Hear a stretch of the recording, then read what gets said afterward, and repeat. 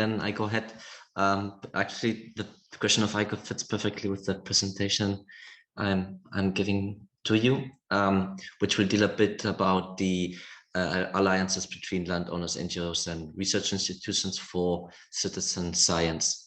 But before that, let me just quickly introduce ICCN, the Nature Conservation Network of Catalonia. The ICCN was created in 2003 as a land stewardship network back then, which in 2006 amplified its mission and actually became of public utility. And in 2019, it merged with the volunteering network of Catalonia, and nowadays our main objective is to promote the conservation and sustainable management of natural heritage, but also its social values and cultural values. It has, and we do that basically by supporting the third environmental sector, so the associations that we have in Catalonia, which are quite a few, and especially with tools like land stewardship and environmental volunteering. As of today, we have 185 members, organizations, which is a lot, and they are very diverse, as you can see in the graphic up here. 43% are NGOs, but as well, we have as members councils, foundations, research institutions. For example, CREAF, which will have a talk later, or Asociació Habitats, or the Catalan Petroleum Society, and so on, which Orioles is working for and will moderate the table later on, are members of the ICCN. So like we are a big family. Well, and already diving a little bit into the topic of citizen science, but not yet completely.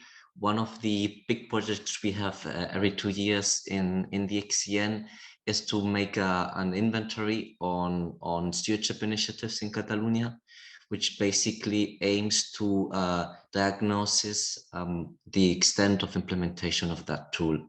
The last one for which we have data is 2019, and currently this year, 2022, Guillem and Anna, my colleagues, are finalizing this week's the new version for 2021. But as of the date of 2019, as you can see in the presentation, there are more than 700 initiatives in a surface of more or less 40,000 hectares of private initiatives, no? And those are led by 63 member organization or stewardship organization, being the member or not of ICCN. And now, yes, I'll go into citizen science already a little bit, because one collaboration that we do with the ICCN with the Catalan Institute of Ornithology is that we merge the data that we have through the maps of land stewardship that you can see here on the initiatives. You can see on the right side of the screen, with the data of that the citizens upload through the portal of Ornitocat, which is a platform specific for promoted by the Catalan Institute of Ornithology. And you can actually search through that platform data on the initiatives of land stewardship based on the land, on the city, the town which is taking place, the organization which is promoting it, or taxonomic groups. It's still a beta version, but we are working on it to have it fully implemented as well quite soon. And well, now, yes, I'll go into citizen science. As Diana's already pointed out, and I think we have heard already quite a few times, the research centers are like one of the big actors in citizen science, and but we don't have to forget the role as well of landowners and NGOs, and that strengthening the collaborations between all of them and identifying as well other actors, we can boost the relevance of citizen science and nature conservation as a whole. In that sense, usually research organizations and for sure, Graf will later explain it better than I do it now rather quickly, is that they often are involved in designs of the project or the monitoring of, in the sense of the data and the quality of the information, or designing the apps, but they of course as well can engage citizens, landowners or NGOs.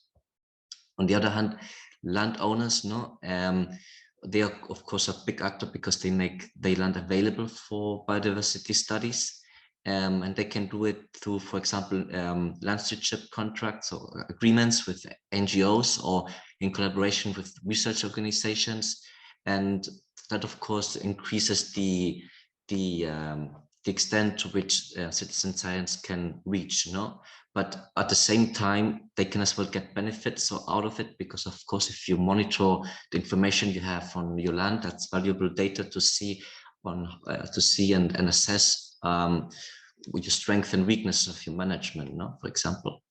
And finally, the NGOs, they can promote on their own and land stewardship, citizen science projects, or engage in existing ones promoted, for example, by research organizations. In this last case, they, for example, can be as well an important actor that boosts the information on the ground, and makes it more locally available. And we don't have to forget NATHA companies like Science for Change, which Diana works for, and she already presented the relevance. For example, they can have an IT or gathering and promoting information in that sense, or and that's it. Yes. Okay, another point which we focus on in the XCN is the integration of citizen science and volunteering. We have a portal, the voluntariatambiental.cat, which is basically a meeting place between volunteers and citizens, volunteering organizations, and citizens who want to get involved in nature conservation.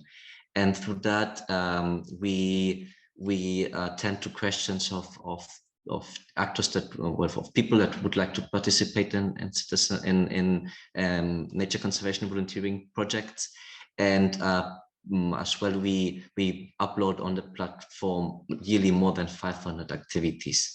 Those can be on volunteering and for nature conservation in a broad sense, but as well for citizens. Some examples of projects that are taking place in Catalonia on citizen science and nature conservation.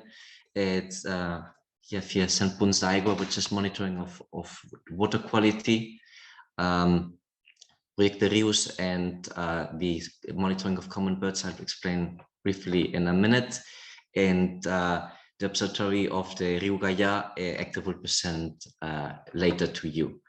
On the other side, from the research centers, you have, for example, the monitoring of bats, of butterflies, of common mammals.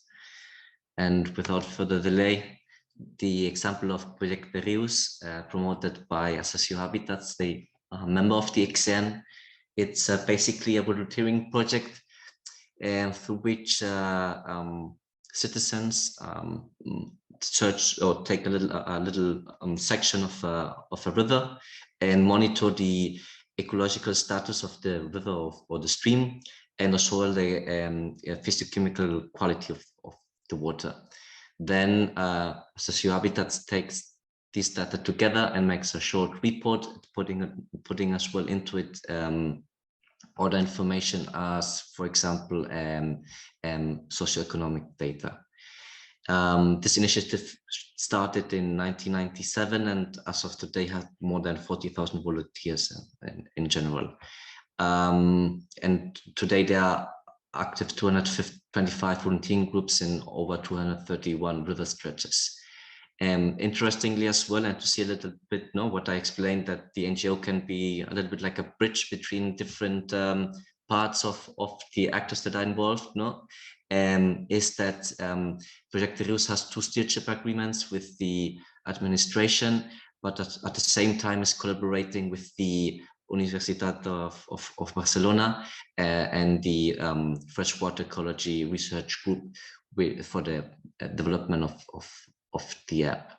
Not to forget that in this project, it's not only about monitoring the quality and status of the river, but as well the participants can implement by themselves environmental education activities or restoration of the habitats. Then another project which actually I as well participate in is the monitoring of common birds of Catalonia, implemented by the Catalan Ornithological Society.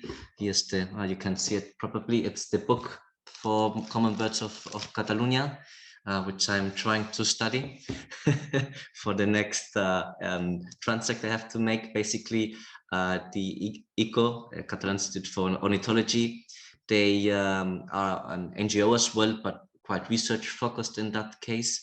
And in this specific program, you as a volunteer, like I do, you can take a section of 3 kilometers of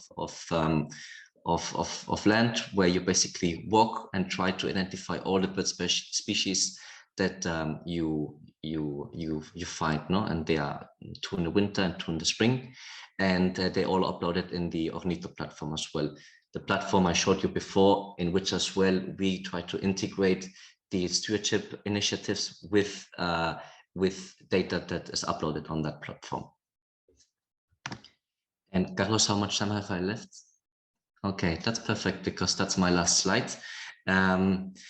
Okay, as you have seen, in Catalonia, we have several platforms like Ornitho, eNaturalist, Natosfera, and so on. So there's a bit of dispersion in information, but actually one of the interesting and promising points is this Observatory of Natural Heritage. Diana's well commented just briefly, which is trying to, or supposed to centralize all this information. Another challenge, and that's perhaps more from the NGO side and the nature conservation organizations that are working locally, is that many times volunteers rather tend to collaborate sporadically, like, I have a free weekend, I'll do something, but long-term engagement is rather hard.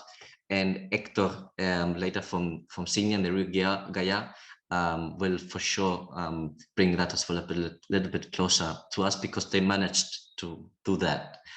And another feeling that we have from the XCN is that perhaps what we need to do in the future as well is to strengthen collaboration between stewardship and research, because there are more than 80 stewardship organizations in Catalonia, and to say somehow there's like big potential, and perhaps we haven't unleashed yet the full potential of the tool, but we're looking forward to do so. And if you have any questions or want to contact with XCN, we are happy to do so.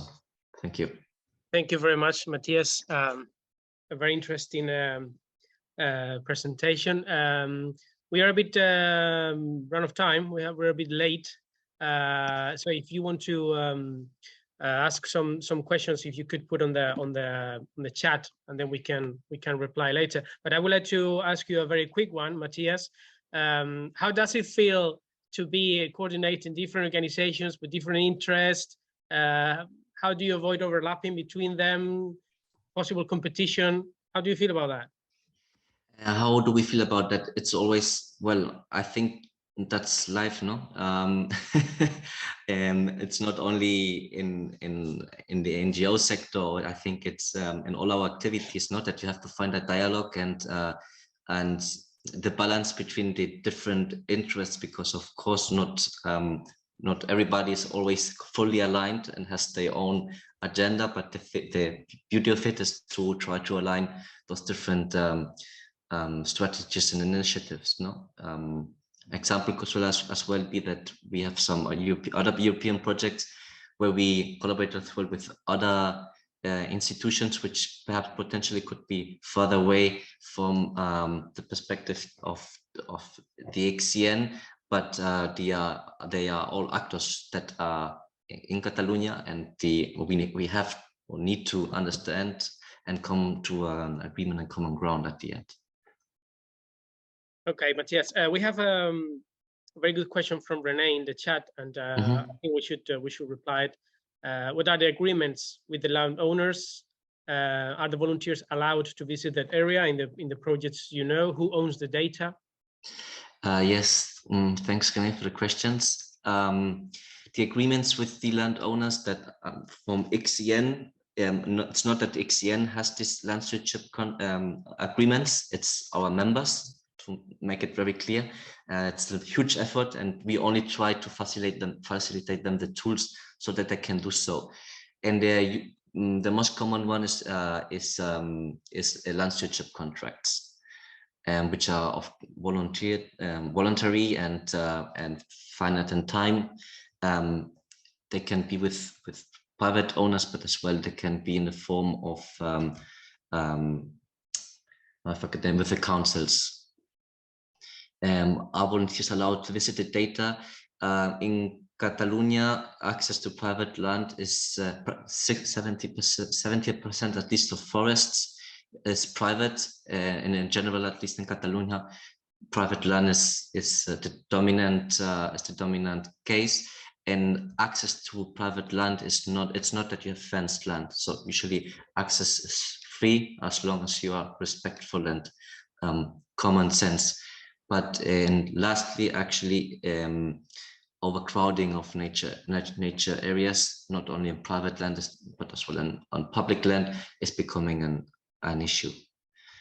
And finally, who owns the data? For example, for Mornito, that's the case. I know it, so I'm speaking from the data of Mornito, and I'm not completely sure, so apologies if I make a mistake in that sense.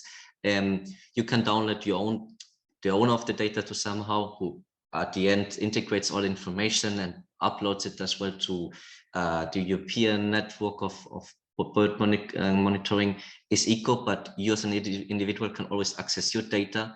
And I'm not sure as well if the data of other participants, but not, I'm not exactly sure. I think yes, and you can analyze the data as well on your own if you wish to, but I'm not completely sure about that.